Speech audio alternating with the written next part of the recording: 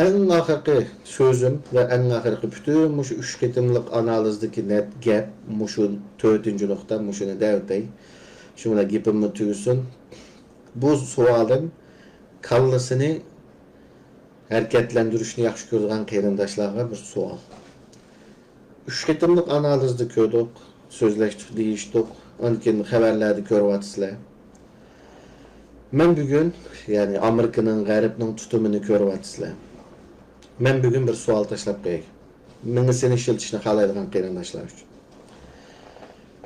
Küllerinin biri de Xitay demokratiyaleşse ve bu Xitay demokratiyaleşi, yani o demokratiyaleşi şu milletçi, faşist şeklinde demokratiyaleşi, yani bugünkü Tayvan'a okşaş. O Garip'teki mandak demokratiya bulmaydı onu emala bilsilemen demsem. Bu milletçi demokratik Xitay Uygurlarını kırışkı başlasa kaydıdın.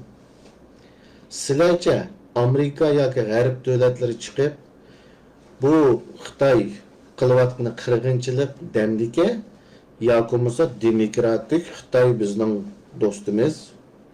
Şuna Jungo'nun özünü qo'g'dash huquqi bor demdike. Demek çoğunun bugün kırgınçılık kıvatkan Xitay, komünist Xitay olğaşqa, menfaatlerde Amerika'nın rıqabetçisi düşmanı bolğaşqa kırgınçılık davet tuttu mu? Ve kelgüsüdeki demokratiyaleşken Xitay Amerika'nın dostu olsa bularning özünü qo'g'dash huquqi ba bu yerdagilar qaraqchi Uyg'urlar deb ko'zini yumib Xitoyni qo'llay olamdiki agar Xitoy demokratiyalashsa. Bugungi Isroiliyaga qaranglar.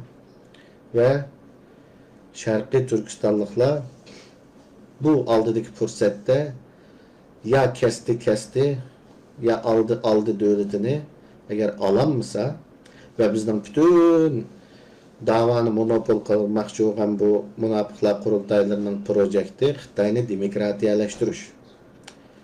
Ve o demokratiyaleşkenden kim devam edilgen kırgınçılıkta garip dünyası kim taraf tuturdu ki öyle bir